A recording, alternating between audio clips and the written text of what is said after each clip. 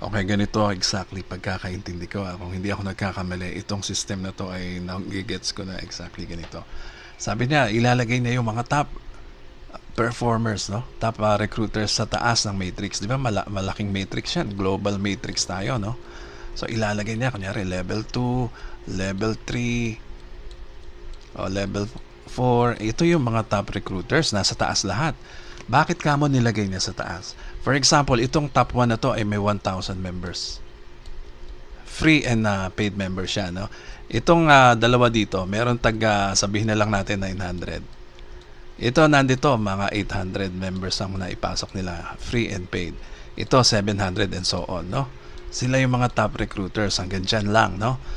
Ngayon, ang system, kukunin niya yung mga paid members sa bawat isa na yan. Kunwari, dito sa 1,000 merong mga paid members dyan, ilalagay na kagad yan dito.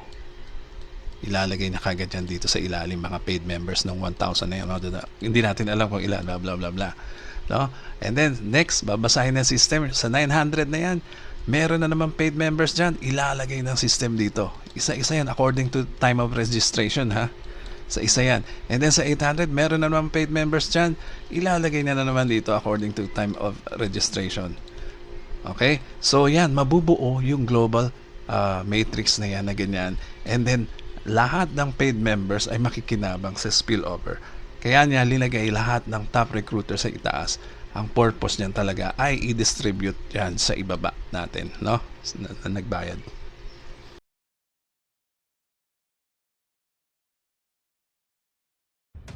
On launch date, we have developed AI software that will be positioning the paid members one after the other at a systematical high speed.